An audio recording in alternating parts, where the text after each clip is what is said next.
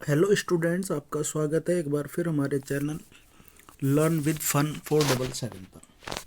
जैसा कि पिछली वीडियो में हमने देखा था, जल्दबाजी में हम थोड़ा एक्सप्लेन नहीं कर पाए थे, उसके लिए सॉरी। फिर दोबारा से हम थोड़ा एक्सप्लेन करेंगे एलोट्रोफ्स ऑफ कार्बन को। एक्चुअली कार्बन के 3 एलोट्रोफिक फॉर्म पाई जाती हैं। पहला है डायमंड, दूसरा है ग्रेफाइट और तीसरा है C60 फ्लोरेंस करके इसे कहा जाता है। The element carbon occurs in different forms in nature with widely varying physical properties. Both diamond and graphite are formed by carbon atoms. The difference lie in the manner in which the carbon atoms are bonded to one another. सिर्फ एक ही difference होता है कि किस प्रकार से carbon carbon के atom से जुड़ा होता है। जैसे डायमंड को समझते हैं सबसे पहले। In diamond each carbon atom is bonded to 4 other carbon atoms. एक कार्बन का जो एटम है, अब डायमंड का स्ट्रक्चर देखिए, वो बाकी कार्बन के 4 एटम से मिलकर बना होता है, forming a rigid 3 dimensional structure. और इस तरह से वो 3D स्ट्रक्चर बनाता है। In graphite each carbon atom is bonded to 3 other carbon atoms in the same plane, giving a hexagonal array. Graphite में क्या होता है, एक कार्बन का एटम अदर 3 कार्बन के एटम से जुड़ा होता है और इस तरह से वो एक प्लेन हेक्सागोनल एरे बना देता है। One of these bonds is double bond, इनमें से एक डबल बॉन्ड होता है। एंड दस the valency of carbon is satisfied, और इस तरह से कार्बन की जो 4 वैलेंसी होती है वो सेटिस्फाइड हो जाती है। Graphite structure is formed by the hexagonal array being placed in layer one another the other. एक दूसरे के ऊपर रख के ये आप ग्रेफाइट का स्ट्रक्चर बना सकते हो। These two different structures result in diamond and graphite having very different physical properties even though their chemical properties are the same. हालांकि कार्बन के जो दोनों ये आपके एलोट्रोफ्स हैं, डायमंड और ग्रेफाइट, ये दोनों की केमिकल प्रॉपर्टियां सेम होती हैं, लेकिन उसके बावजूद भी इनका जो स्ट्रक्चर है ये बड़ा अलग होता है, फिजिकल प्रॉपर्टियां अलग होती हैं। Diamond is the hardest substance known while graphite is smooth and slippery. Diamond जो है, चूंकि वो 4 बॉन्ड के साथ जुड़ा होता है और बॉन्ड बड़े मजबूत होते हैं, तो ये हार्डेस्ट सब्सटेंस होता है नेचर में पाया जाने वाला। जबकि जो ग्रेफाइट है वो थोड़ा स्मूथ होता है, स्लिपरी होता है, और ये लेयर एक दूसरे के ऊपर से फिसल जाती हैं, तो ये आसानी से टूट जाता है। Graphite is also a very good conductor of electricity, unlike other known metals that you studied in the previous chapter. पहले चैप्टर में आपने देखा मेटल नॉन मेटल में कि भाई ग्रेफाइट एक नॉन मेटल होने के बावजूद भी गुड कंडक्टर था हीट और इलेक्ट्रिसिटी का। तो ये वही वाला ग्रेफाइट है जो आपकी पेंसिल के लेड में पाया जाता है। चलिए, diamond can be synthesized by subjecting pure carbon to very high pressure and high temperature.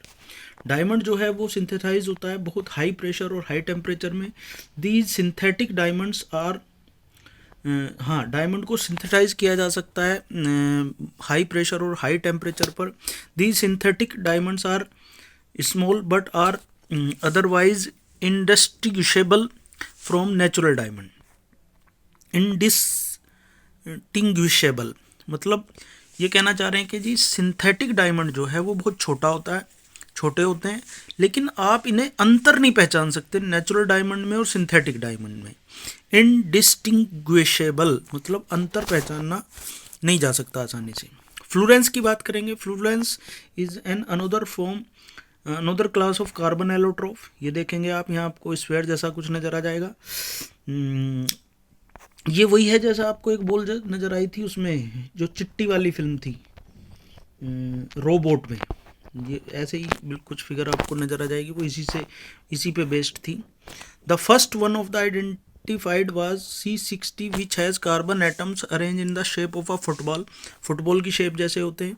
Since this looked like the geostatic dome designed by the US architecture Buckminster Fuller, the molecule was named fullerenes. चूँकि ये एक scientist हुए बुकमिंस्टर Fuller, उन्होंने एक डोम बनाया था, उसी के आधार पर इसके स्ट्रक्चर पाया जाता है, तो इसलिए इसका नाम फ्लोरेंस रख दिया गया है।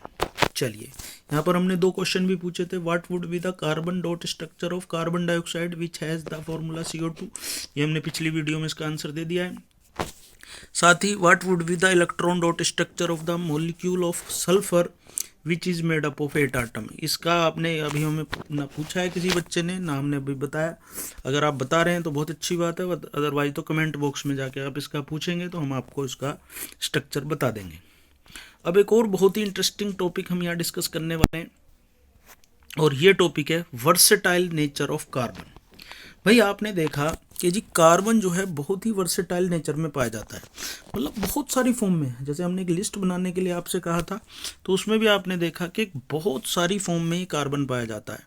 जो भी आपके पास आसपास चीज़ जल सकती है वो कार्बन है, तो सब चीज़ें जल सकती हैं। अब सवाल ये उठता है कि ऐसा इसमें क्या खास बात है कि ये इतनी ज़्यादा फॉर्म में पाया जाता है। एक एग्जाम्पल से समझाते हैं आपको।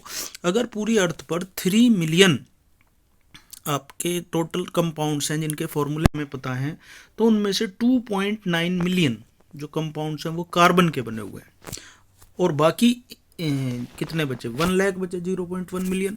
उसमें सारे कंपाउंड्स आते हैं, बाकी सारे एलिमेंट्स विदाउट कार्बन। तो देखिए कितने सारे एलिमेंट्स हैं, जो कितने सारे कंपाउंड्स हैं जो अकेले कार्बन से बनते हैं। तो यही हम यहाँ डिस्कस करेंगे कि ऐसी क्या इसमें खास बात है कि इसके बहुत सारे एलिमेंट्स पाए जाते हैं। चलिए देखते हैं। We have seen the formation of covalent bonds by sharing of electrons. हमने देखा पीछे, हमने देखा मीथेन का फॉर्मूला कैसे बनता है, और बहुत सारी चीज़ें देखी। तो इसमें 2 मेन बातें हैं, 2 मेन खास बातें हैं जो कार्बन के अंदर हैं और किसी में नहीं है, इसलिए इसके इतने सारे कंपाउंड्स पाए जाते हैं। पहला, ये एग्जाम में क्वेश्चन आता है, ज़रूर समझ लीजिए, इसका एक शॉर्ट आंसर भी बताएंगे आपको। फिलहाल ये 2 टर्म समझ लीजिए अलग अलग। एक है कैटिनेशन। कैटिनेशन क्या होता है? Carbon has the unique ability to form bonds with other atoms of carbon. Carbon के अंदर एक अलग तरह की एक प्रॉपर्टी होती है, यूनिक प्रॉपर्टी है, एबिलिटी है, जो दूसरे कार्बन एटम के साथ कंबाइन होने की होती है और लार्ज मॉलिक्यूल बनाती है। This property is known as catenation. इसी को कैटिनेशन कहा जाता है।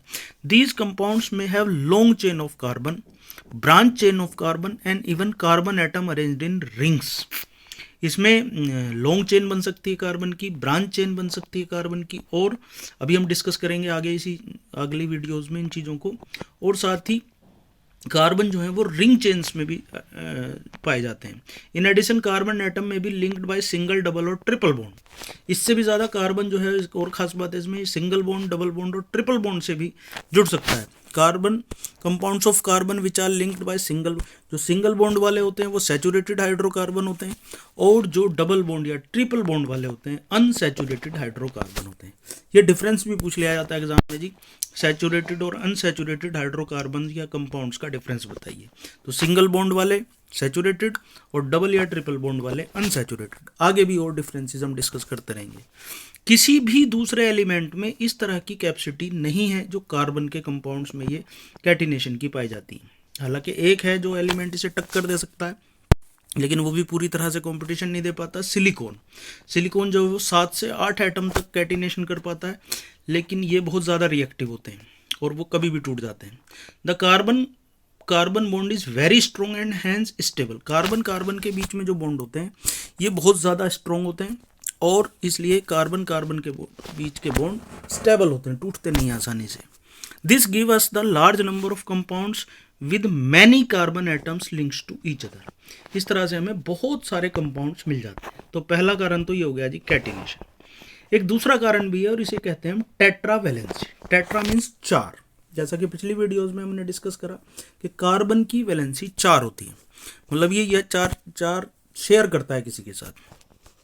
कार्बन से छोटा और कोई एटम नहीं है जिसकी 4 वैलेंसी होती हो, इसलिए ये बहुत ज़्यादा बॉन्डिंग बनाता है, बहुत ज़्यादा मजबूत बॉन्डिंग इसकी होती है।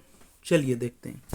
Since carbon has a valency 4, it is capable of bonding with 4 other atoms of carbon और atoms to other monovalent elements. ये कार्बन के साथ 4 अलग अलग कार्बन के एटम्स के साथ एटम्स के साथ ये कंबाइंड हो सकता है, और 4 दूसरे जिनकी मोनोवैलेंसी है, मतलब एक वैलेंसी, उनके साथ भी कंबाइंड हो सकता है।